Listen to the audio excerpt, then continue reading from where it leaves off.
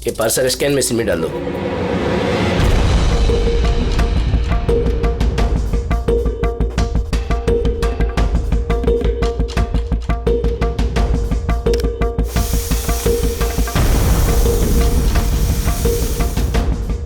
ये parcel reception में दे दो।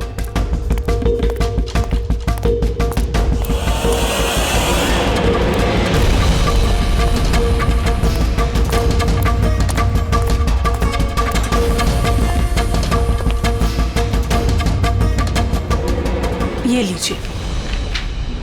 शामू, जी मैडम। ये पार्सल लो, जस्टिस राय के लिए आया है। वो ऊपर प्राइवेट लॉज में बैठे हैं, उनको दे दो। बाप रे, जस्टिस राय, उनके पास कौन जाएगा? क्यों, क्या हुआ? अभी 10 बातें सुना देंगे। Check and met.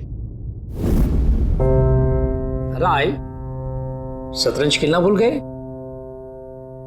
ऐसी कोई बात नहीं है, मैं बस आज तगड़ा खेलने के मूड में नहीं हूं। और सुनो, तुम भी आज मुझे हराने की कोशिश नहीं करोगे, समझे? क्यों भाई, तुम्हारा जन्मदिन है इसलिए? बिल्कुल, बहुत अच्छा गेम खेला तुमने। एक और खेले? ठीक है।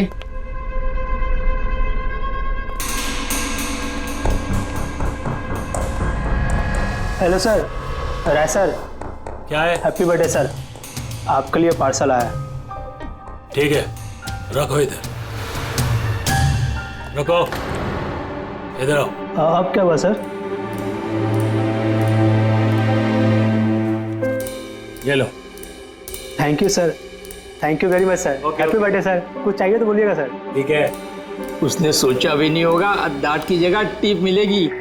ये सब लोग ना मुझे घूसट और खड़ूस समझते हैं, लेकिन मुझे इससे कोई दिक्कत नहीं है। इनफैक्ट मुझे मजा आता है। अरे ये सब छोड़ो, पैकेट खोलो ना, क्या है?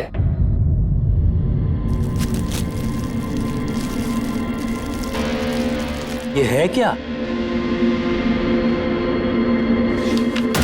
देश के सर्वश्रेष्ठ कानूनी दिमाग को सम्मानपूर्वक भेंट। कोई नाम नहीं? Press the tell.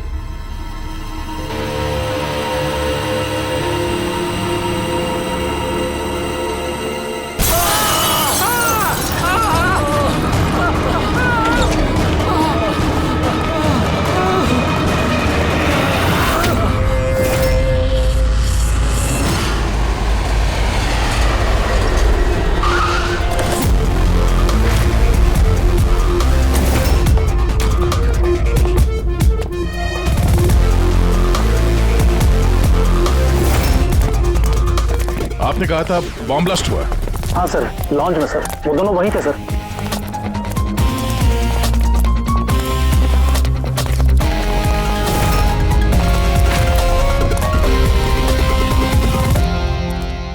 ये देखिए सर। यहाँ तो कांच ही कांच है। पूरे फेस पे कांच के टुकड़े हैं। जख्म बहुत गहरा नहीं दिख रहा है। तो खून भी ज्यादा निकला नहीं है, तो फिर इसकी मौत कैसे होगी? सर, शायद बक्से के अंदर कांच के टुकड़े रखे होंगे। हाँ सर, इसमें एक कांच का शोपीस था। स्कैन करते वक्त गार्ड ने देखा था। एक्चुअली सर, आज जस्टिस राय सर का बर्थडे था ना, इसलिए ये बॉक्स किसी ने भेजा था। लेकिन सर, ये बॉक्स तो मेटल डिटेक्टर स्कैनर सबसे क्लियर होके आया था। फिर पता नहीं क्यों ये सब हो गया। सर, हमारे ज्यादातर क्लाइंट्स हाई प्रोफाइल जजेस और लॉयर्स हैं, और उनमें से ज्यादातर ऐसे हैं जिनकी जान को खतरा है, इसलिए हम उनकी सिक्योरिटी और प्राइवेसी का पूरा ख्याल रखते हैं सर। तो आज क्या हुआ? हाँ? सर, प्रेस द टेल, क्या है ये? जो कुछ इस बॉक्स में होगा शायद उससे रिलेटेड है। ये पार्सल तो जस्टिस राय के लिए था। ये जस्टिस लाल बिना वजह मारे गए। शॉपथन, अब ये ऑनलाइन शॉपिंग की गई है। चारों तरफ कांच बिखरे हैं। इन लोगों का कहना था कि धमाका हुआ है, पर अगर पैकेट के अंदर कांच था तो धमाका हुआ कैसे? और अगर यहाँ पे बॉम्ब ब्लास्ट हुआ था तो फिर मेटल या प्लास्टिक के टुकड़े या फिर बारूद कुछ तो होना चाहिए था। ऐसा कुछ भी नहीं यहाँ पे। एक काम करो, ये बॉडी और ये कार्ड इसको फॉरेंसिक लैब में भेज दो। और पूर्वी, ये जस्टिस राय का मोबाइल फोन चेक करो। मेटल डिटेक्टर वहाँ, स्कैनर वगैरह तो सब है। अगर पार्सल में बॉम्ब था तो डिटेक्ट कैसे नहीं होगा? सर पार्सल में ऐसा कुछ था ही नहीं साहब, मैंने ध्यान से देखा था। और स्कैनर मशीन में साहब सिर्फ कांच का सामान ही दिख रहा था।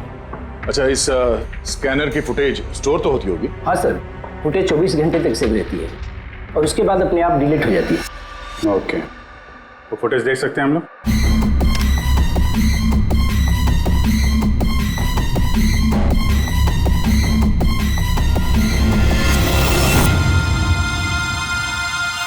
ये क्या? कोई शोपीस तो लग रहा है। देखिए सर, कहीं कोई मेटल है ही नहीं और इतना पारदर्शी कांच ही हो सकता है। जब वो डिलीवरी बॉय आया था तब की फुटेज है? हाँ सर, पर कल बारिश की वजह से सीसीटीवी कैमरा खराब हो गया था। आप कह रहे थे सिक्योरिटी का बड़ा इंतजाम है, ये आपका इंतजाम है? Sorry sir.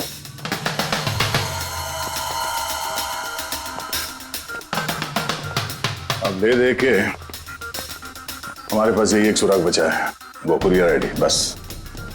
चलो, एक छोटा सुराग तो हाथ लगा।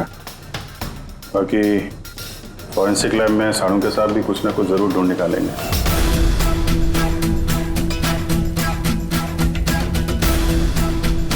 ये गुत्थी तो सूरज ही नहीं रही है। समझ में नहीं आ रहा है आखिर ये हुआ कैसे। जैसा कि तू कह रहे तेरे समझ में नहीं आ रहा कि इन दोनों की मौत हुई कैसे? अरे नहीं, ये समझ में आ गया कि इनकी मौत कैसे हुई है। ये जो कांच के टुकड़े हैं ना, इनमें जहर है, इसकी वजह से इनकी मौत हुई है। कांच के टुकड़े जहरीले थे? हाँ, वो जो कांच का शोपीस बना था ना, तो शोपीस बनाते वक्त जब कांच को पिघलाया गया तब खूनी ने उसमें जहर मिला दिया। जब कांच ठंडा हो गया तो जहर पूरे के पूरे कांच में फैल गया। कोई सोच भी नहीं सकता था बॉस। और सर, जब हमने इन कांच के टुकड़ों को टेस्ट किया तो पता चला कि इसमें एक ऐसा जहर मिला हुआ था जो कोई भी अपने घर पे बना सकता है। सर, आप तो बोल रहे थे कि ये गुत्थी सुलझी नहीं है, मगर आपने तो पूरा केस ही सॉल्व कर दिया है। नहीं नहीं नहीं पंकज, ये केस सॉल्व नहीं हुआ है। सिर्फ ये पता लगा है कि कांच के टुकड़े जहरीले थे। बस ये केस जितना सिंपल दिख रहा है उतना सिंपल है नहीं। लेकिन सर, इसमें इतना कंफ्यूजन क्या है? कांच ब्लास्ट हुआ और उसके टुकड़े इन दोनों को लगे, जहरीले कांच के टुकड़े। जहर खून में मिला और इन दोनों की मौत हो गई, राइट? करेक्ट। लेकिन तुमने बीच में क्या कहा? कांच ब्लास्ट हुआ। अब सवाल यह है कि कांच ब्लास्ट कैसे हुआ? जब इसमें कोई विस्फोटक नहीं है, किसी किस्म का कोई केमिकल नहीं मिला है, तो ये ब्लास्ट हुआ कैसे? फोरेंसिक सर्जन कौन है? मैं हूं। तो फिर तुम बताओगे ना। फॉरेंसिक एक्सपर्ट हूं, जादूगर नहीं हूं। अच्छा, समझ में नहीं आ रहा तो जादूगर नहीं हूं। सर, इन जहरीले टुकड़ों के अलावा हमें एक और चीज मिली है। क्या? ये कार्ड जो इस गिफ्ट के पास था, ये कार्ड का पेपर वैसे तो मोटा दिख रहा है, लेकिन एक्चुअल में ये 2 पेपर को यूं चिपका कर बनाया गया है। और ये देखिए इसमें क्या लिखा है। सजाए मौत, मतलब खूनी ने सिर्फ कत्ल ही नहीं की, कत्ल के साथ साथ एक मैसेज भी भेजा, सजाए मौत। जो हुआ उसका बहुत दुख है हमें, पर ऐसे समय में भी हमें आपसे कुछ सवाल करने पड़ेंगे। जी मैं समझ सकती हूँ। आपको किसी पर शक है? जी, मेरे पति कानून पर सख्त और न्यायप्रिय इंसान थे, तो जाहिर सी बात है कि ऐसे इंसान के लाखों लोग दुश्मन हो सकते हैं। वो अपराधी जिनको इन्होंने सजा दी थी, वो वकील जो इनकी सख्ती से बहुत परेशान थे और इनके फैसले से नाखुश भी। आए दिन उन्हें धमकियां भरे फोन आते थे और लेटर्स भी, पर इन सब के बावजूद भी वो अपने आप पर गर्व महसूस करते थे। उन्हें लगता था कि उनकी ईमानदारी का ये इनाम था। आई एम सॉरी, इससे आगे मैं और कुछ आपको बता नहीं पाऊंगी, पर हाँ, आनंद आपको सब कुछ बता देगा। आनंद? आनंद कौन है? आनंद इनका पर्सनल असिस्टेंट है। कहाँ मिलेंगे मिस्टर आनंद? वो मेरे पति के चेंबर में ही ऊपर बैठकर काम कर रहे हैं। आप चाहे तो उन्हें मिल सकते हैं। मिस्टर आनंद, जस्टिस राय पे बहुत सारे हमले हुए थे, बहुत लोग दुश्मन थे उनके। क्या जानते हैं इनके बारे में आप? सर, उनको धमकी देने वाले लोगों की कमी नहीं थी। अच्छा, ऐसे कितने लोग थे जिन्होंने जान से मारने की धमकी दी थी? अनगिनत। उनकी धमकियों को ट्रॉफी के जैसे संभाल कर रखते थे। एक मिनट सर। धमकी भरे लेकिन ये पत्थर और स्याही क्यों? कई साल पहले किसी ने खिड़की से पत्थर फेंका था। ये रही उनकी ट्रॉफीज। ये सचमुच ज्यादा है। लोग उन्हें बहुत सख्त समझते थे, लेकिन सच पूछो तो सर बड़े ईमानदार और न्यायप्रिय थे। यहाँ तक वकील भी उनसे डरते थे और अपराधी उनके नाम से कांपते थे। धमकी भरे खत तो ठीक है, लेकिन ये पत्थर और स्याही क्यों? कई साल पहले किसी ने खिड़की से पत्थर फेंका था तो सर ने पत्थर भी रख लिया था। और ये स्याही की बॉटल? अरे सर ये तो कुछ ही महीने पहले की बात है।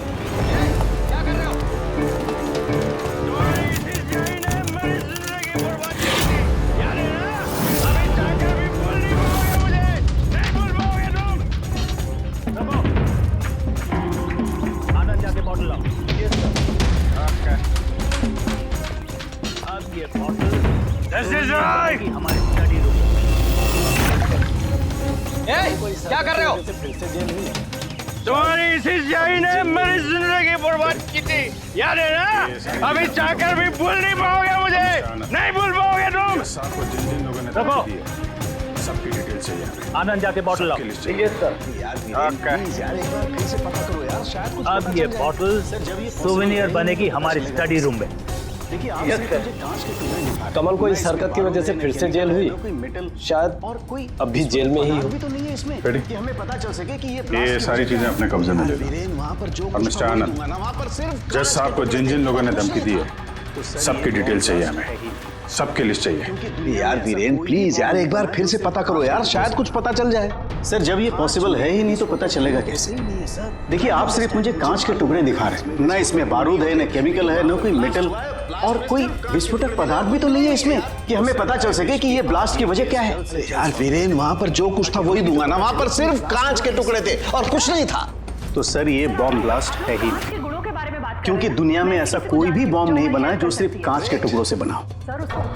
कांच में विस्फोटक गुण होते ही नहीं है सर, ट्राई टू अंडरस्टैंड। मुझे मालूम है कांच में विस्फोटक गुण नहीं होते, लेकिन वहां पर ब्लास्ट हुआ है, ब्लास्ट में सिर्फ कांच के टुकड़े मिले और कुछ मिला ही नहीं है यार। तो सर आई विश कि आप ये केस जल्द से जल्द सॉल्व कर लें, ताकि हमें भी तो पता चले कि ये ब्लास्ट हुआ कैसे।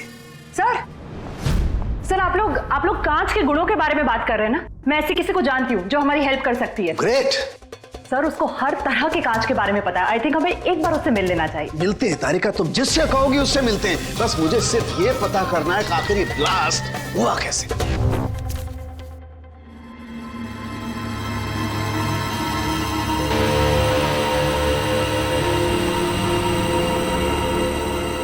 हाँ भाई, कहाँ तक पहुँचा? सर बस 2 मिनट तो हो जाएगा, 2 मिनट। ओके, देखें पूर्वी को क्या मिला।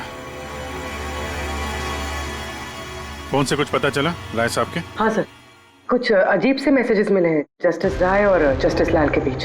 अजीब मैसेज? कैसे हैं? ये देखिए सर, ये मैसेजेस हैं या शायद कोई कोड्स हैं जो नंबर्स और लेटर्स को मिला के बनाए गए हैं।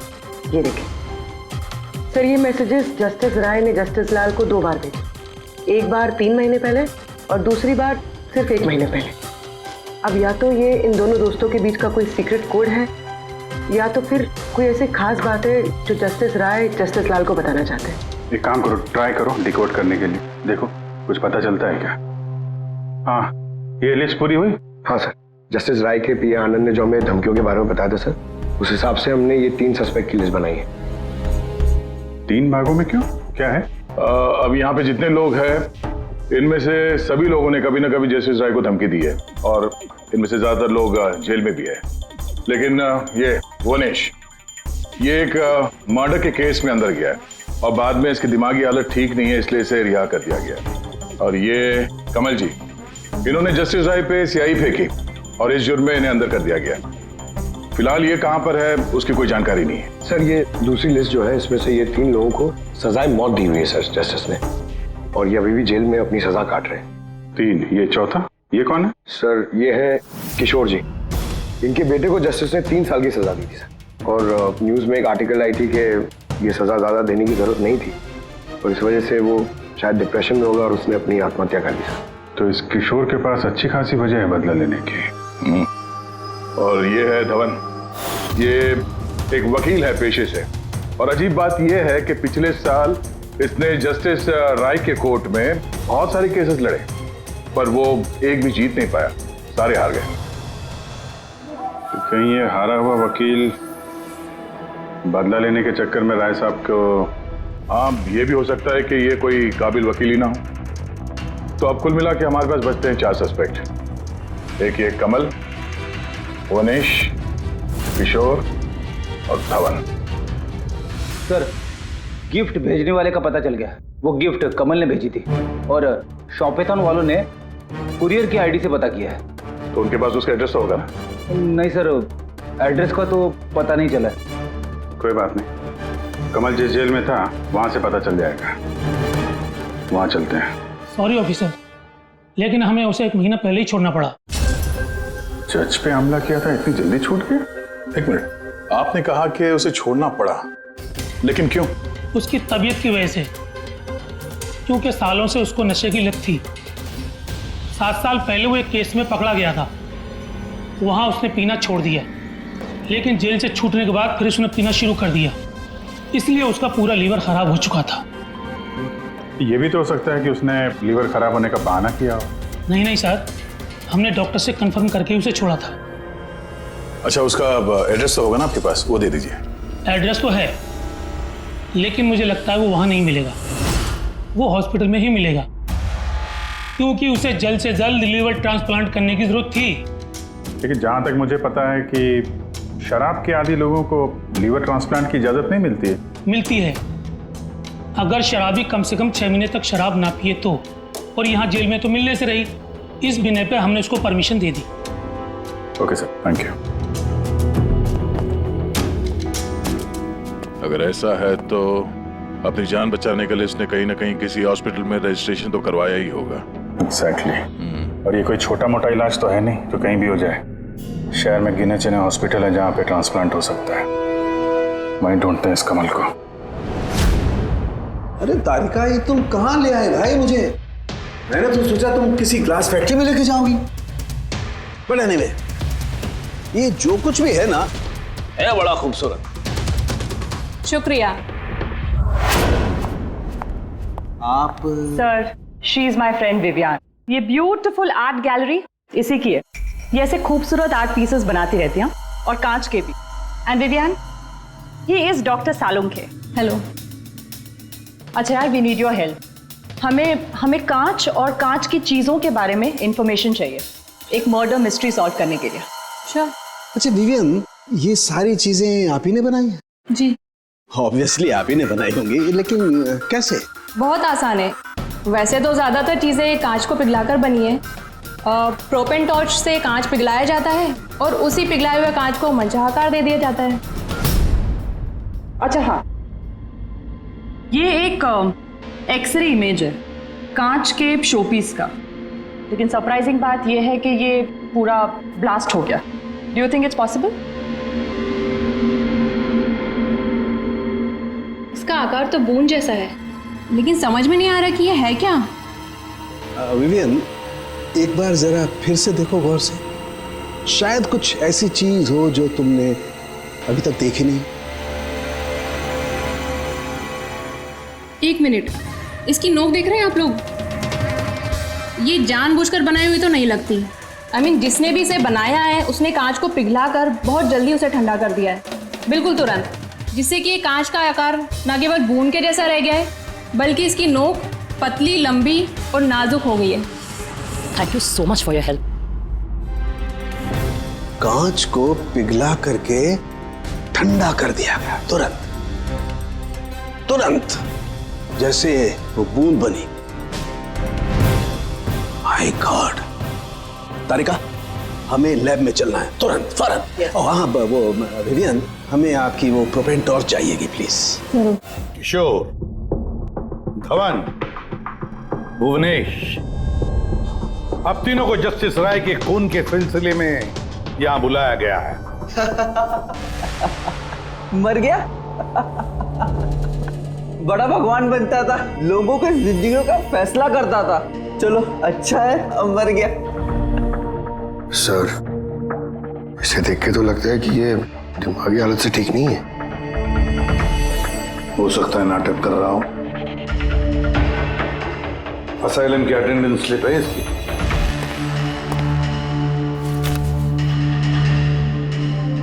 सर इसमें तो लिखा है कि 1 महीने से बाहर ही नहीं गया असाइलम से। ये रिपोर्ट खुद डॉक्टर ने बनाई, ये देखिए। ठीक है, ले जाओ इसे। चलो चलो उठो।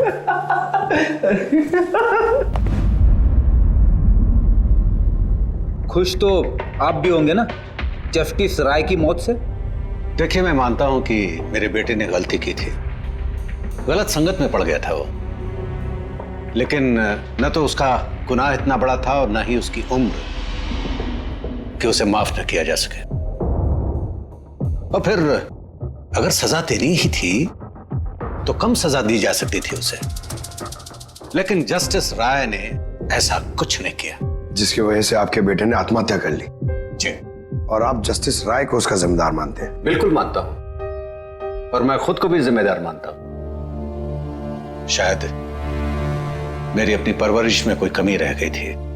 और धवन जी, आपने पिछले साल में जस्टिस राय के कोर्ट में 17 केसेस लड़े हैं और आप 17 के 17 केसेस हार गए। आपको भी गुस्सा आया होगा, इसलिए आपने तो इस वजह से मैंने उनका खून कर दिया, ऐसा सोच रहे हैं आप? इससे बचकानी सोच कोई हो ही नहीं सकती। इस वजह से कोई किसी का खून करता है क्या? इस जजमेंट की वजह से आपके क्लाइंट्स आपको छोड़कर चले गए, वकील के तौर पर आपकी बदनामी हुई। जस्टिस राय ने ना सिर्फ आपके खिलाफ जजमेंट दी, बल्कि आपके प्रैक्टिस के खिलाफ, आपकी वकालत के खिलाफ जजमेंट दी। सर, मैं मानता हूं आपने जो कुछ भी कहा सच है, लेकिन इससे यह कतई साबित नहीं होता कि मैंने उनका खून कर दिया है। धवन जी, साबित नहीं हुआ तो क्या हुआ? हो तो सकता है ना। देखिए सर, मेरी इतने सालों की प्रैक्टिस है, इस पेशे में कोई नया नहीं हूं मैं। सर, मैंने इतने सालों तक मेहनत करके बहुत नाम कमाया है, लोग जानते हैं मुझे।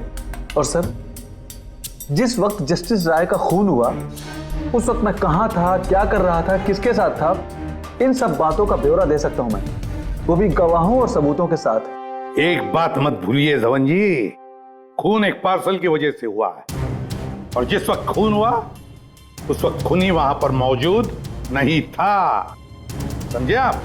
इसलिए आपके गवाह और आपके सारे सबूत हमारे लिए कोई मायने नहीं रखते। आप सिर्फ भूलिएगा मत कि जब तक ये केस सॉल्व नहीं होता, आप हमारे शक के दायरे में हैं।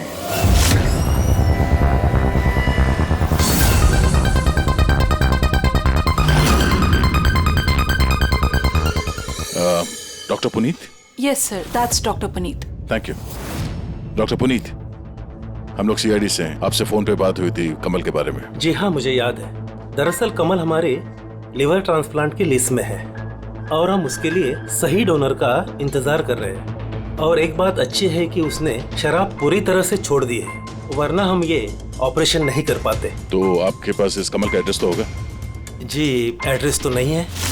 तो डॉक्टर साहब, उसको अगर डोनर मिल गया तो आप उसे कांटेक्ट कैसे करेंगे? सिंपल है, हम डोनर्स और जरूरतमंद पेशेंट की लिस्ट हमारी वेबसाइट पर अपलोड कर देते हैं और सभी पेशेंट्स अपने डोनर्स की सही लिस्ट वहां पे देखते हैं और हमें कांटेक्ट करते हैं। अगर कमल अपना नाम लिस्ट में देख लेता है तो यकीनन वो यहाँ आ जाएगा। ये तो बहुत अच्छी खबर है। डॉक्टर साहब, आपको हमारा एक काम करना होगा।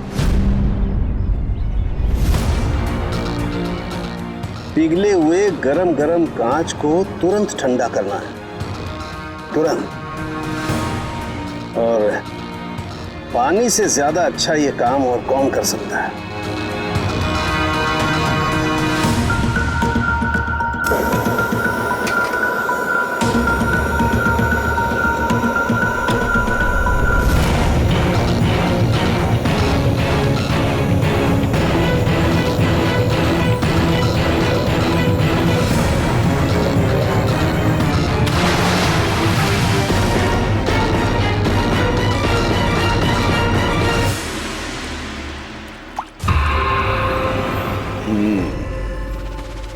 तो ऐसे बनी ये कांच की बूंद, लेकिन जस्टिस राय की जिस बूंद से मौत हुई थी वो तो काफी बड़ी थी। ठीक है, मैं भी एक बड़ी बूंद बनाने की कोशिश करता हूं।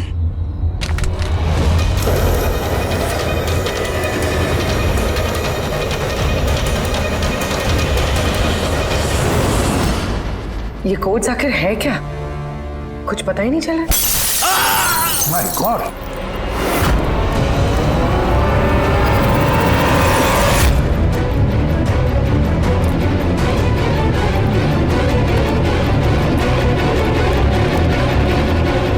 अरे सर, सालों के साथ क्या हुआ? सर क्या हुआ सर? सर ये सब हुआ कैसे? कहीं आप बॉम्ब तो नहीं बना रहे थे? हाँ, क्या? बॉस, वो जस्टिस राय को और जस्टिस लाल को जिस तरह के बॉम्ब से मारा गया ना, मैंने पता कर लिया बॉम्ब किस तरह से बनाया गया। बहुत आसान है। वो कैसे सर? अरे यार, सब कुछ यही पूछोगे, थोड़ी मरम पट्टी तो करने दो यार। बस कांच के इस बूंद जैसे आकार को सिर्फ एक ही तरीके से बनाया जा सकता है, गरम गरम पिघले हुए कांच को पानी में गिराकर। पिघला हुआ कांच पानी में गिरेगा और तुरंत ठंडा होकर के ये बूंद जैसा आकार ले लेगा। इसके इस आकार की वजह से ही इसे कांच के आंसू भी कहा जाता है। यार, ये कांच के आंसू के बारे में छोड़, कैसे बनते हैं? ये कांच का आंसू फूटा कैसे, ये बता पहले। वही तो पता करने की कोशिश कर रहा था बॉस। मैंने इस कांच के आंसू मतलब इस बूंद के अगले सिरे को बहुत मोड़ने की कोशिश की, लेकिन कुछ नहीं हुआ। उसके बाद मुझे याद आया, पार्सल के साथ मैसेज भी आया था और उस मैसेज में लिखा हुआ था प्रेस द टेल। मैंने ये इसकी दुम, इसकी पूंछ को दबाया, बम। आपको मालूम ही है सर, ये पूंछ दबाई और टूट गया, ये कुछ समझ में नहीं आया। मैं समझा। दरअसल ये सब कुछ होता है कांच के अणुओं में भीषण भौतिक तनाव की वजह से। जैसे ही कांच, गरम गरम कांच, पिघला हुआ कांच एकदम ठंडा होता है, इसके अणुओं में बहुत जबरदस्त भौतिक तनाव हो जाता है और फिर इसकी पूंछ को जब तोड़ा गया तो जबरदस्त भौतिक तनाव की वजह से इसके अणु एकदम बिखर गए और बूम, ब्लास्ट। ये सब कुछ कोई आम आदमी जान ही नहीं सकता।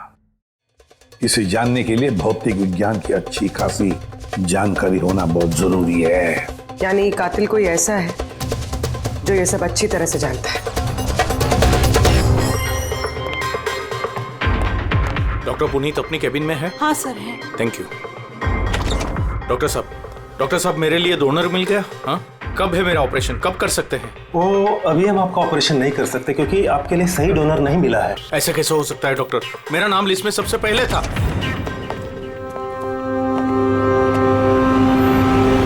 देखिए, मेरी सजा काट चुका हूँ पूरी तरह से, फिर आप लोग मुझे कहाँ लेके जा रहे हैं? मैंने ऐसी कोई गलती भी नहीं की है। जस्टिस राय का खून हो गया है। क्यों किया खून? जस्टिस राय का खून? लेकिन मैंने कुछ नहीं किया। आपने शॉपथॉन वेबसाइट से जस्टिस राय के लिए उनके जन्मदिन पे तोहफा भेजा था ना? नहीं तो मैंने कोई तोहफा नहीं भेजा था। तुमने कुछ नहीं किया तो फिर तुम अंडरग्राउंड क्यों थे? देखिए, मैं अंडरग्राउंड नहीं हुआ था। सचमुच मेरी तबीयत खराब रहती है, इसलिए शहर से बाहर हेल्थ स्पा ज्वाइन कर लिया है मैंने। जेल से छूटने के बाद मैं वही रहता हूँ। और वो पार्सल, कांच का अजीब सा शोपीस जो आपने जस्टिस राय को भेजा था शॉपथॉन वेबसाइट से, जिसपे आपका कॉन्टैक्ट डिटेल्स भी था? हाँ, मैंने शॉपथॉन वेबसाइट से शॉपिंग जरूर की है और पार्सल भी भेजा है, लेकिन जस्टिस राय को नहीं भेजा है। मैंने मेरी बेटी को भेजा है क्योंकि उसका जन्मदिन था। मेरी वाइफ मुझसे नाराज है, इसलिए मेरी बेटी को मुझसे नहीं मिलने दे रही है, तो मैंने वो शॉपथॉन वेबसाइट से गिफ्ट खरीदा और मेरी बेटी को पार्सल कर दिया। कोई सबूत है इसका तुम्हारे पास? हाँ है ना सर, मैं आपको शॉपथॉन वेबसाइट का मेरा अकाउंट दिखाता हूँ, उस पर आप लोगों को पता चल जाएगा कि मैंने कब और क्या खरीदा है। देखिए।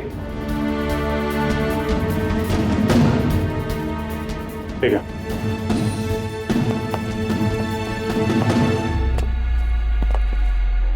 ये आदमी तो वाकई सच बोल रहा। इसने तो वो गिफ्ट अपने बेटी के लिए खरीदा था, और वो भी जस्टिस राय की मौत के 2 हफ्ते पहले। मतलब कातिल जानबूझ के हमारा ध्यान इसकी तरफ भटका रहा था। यानी वो जो कोई भी है, उसे कमल की पूरी हिस्ट्री के बारे में मालूम था।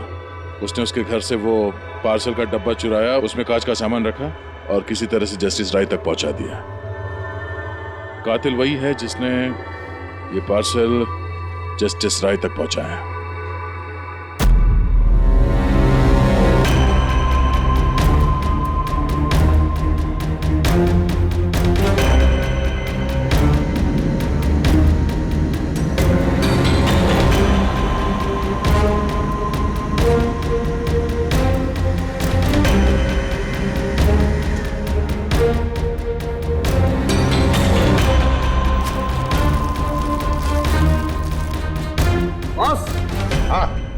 एक मिनट जरा, तो से देखो, इस एड्रेस के नीचे की तरफ एक और एड्रेस, और ये दोनों पते अलग अलग हैं। डैम इट, एक सुराग मिला था वो भी गलत निकला। मतलब कमल बेकसूर है। बस मैं इस कागज को लैब में ले जाकर के अच्छी तरह से चेक कर लेता हूँ। ठीक है सर। सब मिल गया। एक सबूत गया तो दूसरा मिल गया, कोड डिकोड हो गया। कोड में क्या है? सर वो कोई कोड्स नहीं है, सिंपल मैसेजेस है। उन दोनों डेट्स पे जब जस्टिस राय ने जस्टिस लाल को मैसेजेस भेजे थे, उन दोनों डेट्स पे दो बातें कॉमन थी। कौन सी बात? सर पहली बात, उन दोनों डेट्स पे दोनों जजेस में से एक शहर से बाहर था, और दूसरी बात, उन दोनों डेट्स पे संडे था। और जिस दिन कत्ल हुआ है उस दिन भी संडे था। Exactly sir. और मारे जाने से पहले वो दोनों शतरंज खेल रहे थे। यस। जो मैसेजेस जस्टिस राय ने जस्टिस लाल को भेजे हैं वो कोई कोड्स नहीं, शतरंज की चालें थी। वो दोनों चाहे कहीं भी हो अपना शतरंज का खेल जरूर पूरा करते थे। जहां छोड़ा अगली बार वहीं से पकड़ते थे। मतलब दोनों भी जजेस संडे के दिन शतरंज खेलते थे, और ये बात कातिल जानता था, इसीलिए उसने उसी संडे को खुद अपने हाथों जाकर वो पार्सल डिलीवर किया। वो जानता था कि जस्टिस राय वहां होंगे। सर वो ये भी जानता था कि जस्टिस लाल भी वहां पे होंगे। बिल्कुल सही कहा तुमने अभिजीत, बिल्कुल सही कहा। हम तो ये सोचकर चल रहे थे कि कातिल ने जस्टिस राय पर हमला किया, पर उस एक्सप्लोजन में जस्टिस लाल की जान बेवजह चली गई। हालांकि असली बात तो ये है, कातिल चाहता था कि जस्टिस राय के साथ साथ जस्टिस लाल को भी खत्म कर डाले। किशोर, जतिन, भुवनेश, इन तीनों की कुंडली निकालो, देखे तो सही कि इनमें से किसी के पास कोई वजह थी इन दोनों जजेस को मारने की। और फिर धवन, पता लगाओ उसके सारे के सारे केसेस उसने जस्टिस लाल के कोर्ट में लड़े थे, वो क्या है और किसके हैं। सर, हाँ सर, धवन के बारे में पता करके आ रहा हूं। जस्टिस लाल के कोर्ट में सर वो 100 में से 75 केसेस आ रहा था। सर, हाँ सर, जतिन के जेल रिकॉर्ड्स मिल गए। उसके वकील ने डिप्रेशन के बिना पे जतिन को छोड़ने की अपील की थी, और उसकी अपील ठुकरा दी गई थी। जज कोई और नहीं, जस्टिस लाल ही थे। तो जतिन के पिता किशोर के पास अच्छी खासी वजह है कत्ल करने की, पर इतना पेचीदा प्लान वो बना पाएगा? वही तो सर, किशोर एक स्कूल टीचर है, उसे कैसे पता होगा कि कांच के आंसू से किसी की जान जा सकती है? ये तो इस बात पर निर्भर है कि ये किशोर मास्टर जी स्कूल में कौन सा विषय पढ़ाता है। पता लगाओ ये कौन सा सब्जेक्ट पढ़ाता है स्कूल में। रही बात धवन की, उसके पास तो एलिबाई है, तो बस इन दोनों के एलिबाई फिर से चेक करो अच्छी तरह से। बच्चों, आज मैं तुम्हें एक नया एक्सपेरिमेंट सिखाऊंगा। जानते हो किसका? कलर्स का एक्सपेरिमेंट। रेडी? ये देखो, दूध है। अब मैं इसमें डिफरेंट कलर्स के एक एक ड्रॉप डालूंगा।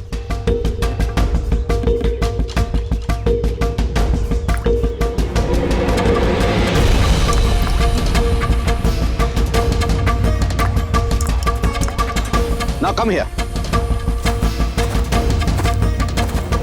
देखो बेटा, अब जब मैं ये बर्ड इसके अंदर डालूंगा तो तुम्हें देखने को मिलेगा कि अणु किस तरीके से प्रक्रिया करता है। देखो,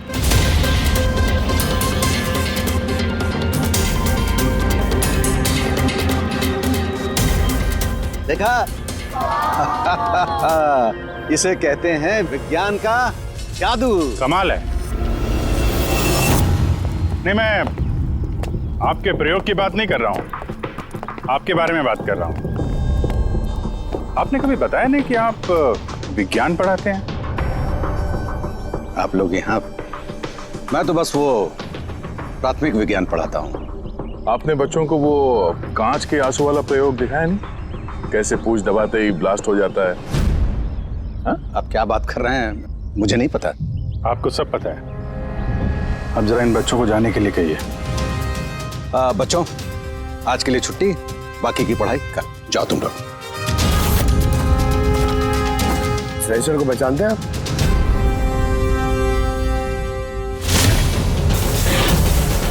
रविवार याद है आपको, जिस दिन टीचर पेरेंट मीटिंग थी? और उसी दिन जस्टिस लाल और जस्टिस राय का खून भी हुआ था। उस दिन आप आए नहीं थे, एब्सेंट थे। इस केस में जिन लोगों पे हमें शक था उनकी एलिबाइज, यानी कत्ल के वक्त वो कहाँ थे, किसके साथ थे, उसका पूरा ब्यौरा सबूत के साथ हमारे पास है, सिवाय आपके। रविवार को आप कहाँ थे? मैं घर पे ही था।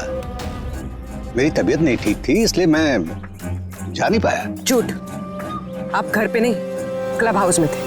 जस्टिस राय को वो पैकेज डिलीवर करने गए थे। अगर मैं मान लूं कि आप ठीक कह रही हैं, कोई सबूत है आप लोगों के पास? सबूत तो खैर अभी नहीं है। अच्छा, ये जो आप ये जो प्रयोगशाला यहाँ बनाया हुआ आपने, यहाँ पे जो बच्चों को दिखाते हैं, इसके अलावा कहीं प्रयोग करते हैं या यही जगह है? नहीं, बस यहाँ पे यही एक खुली बड़ी जगह है जहाँ मैं बच्चों को कुछ इंटरेस्टिंग प्रयोग बताता हूँ। अच्छा,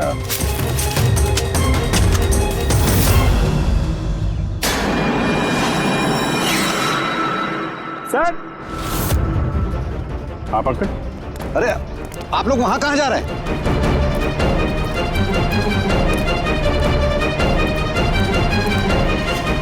अरे ये क्या कर रहे हैं आप?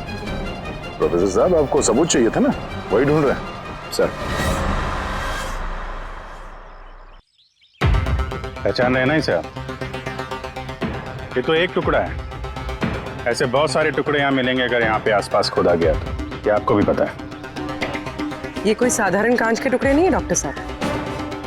आपने जो एक्सपेरिमेंट्स किए थे और जो प्रयोग सफल नहीं हुए, आपने उन कांच के टुकड़ों को लाकर यहाँ पर दबा दिया, है ना?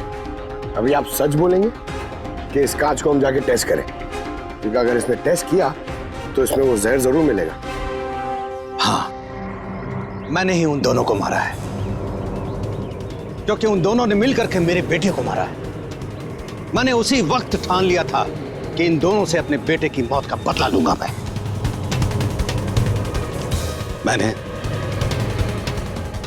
मैंने इन दोनों पे निगाह रखना शुरू किया। एक दिन बच्चों के लिए इंटरनेट पे कुछ अनोखे प्रयोग ढूंढ रहा था मैं, तभी मुझे ये कांच के आंसू का प्रयोग मिला। मैंने सोच लिया कि अपने बेटे को इंसाफ दिलाने का यही एक तरीका है। मुझे पता था कि कमल जस्टिस राय पे स्याही फेंक चुका है और अभी अभी जेल से छूटा है। मुझे उसकी बेटी के बारे में भी पता था। मैं जानता था कि वो उसे बर्थडे गिफ्ट जरूर भेजेगा। अरे भाई साहब, ये भी लेना।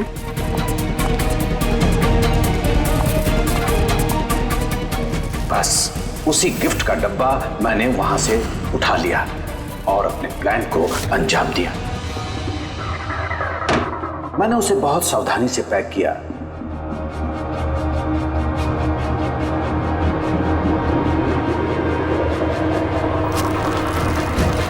और फिर डब्बे पे पुराने एड्रेस के ऊपर नया एड्रेस लगाया।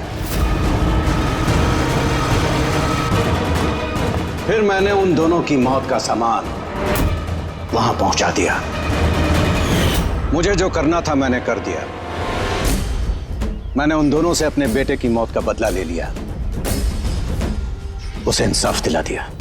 इंसाफ नहीं, सिर्फ बदला था, जिसे ना तो तुम्हारे मरे हुए बेटे की आत्मा को शांति मिलेगी और ना ही उन बच्चों को जो तुम्हें अपना गुरु मानते हैं। हाँ, तुम्हारे इस गलती से उन्हें सबक जरूर मिलेगी।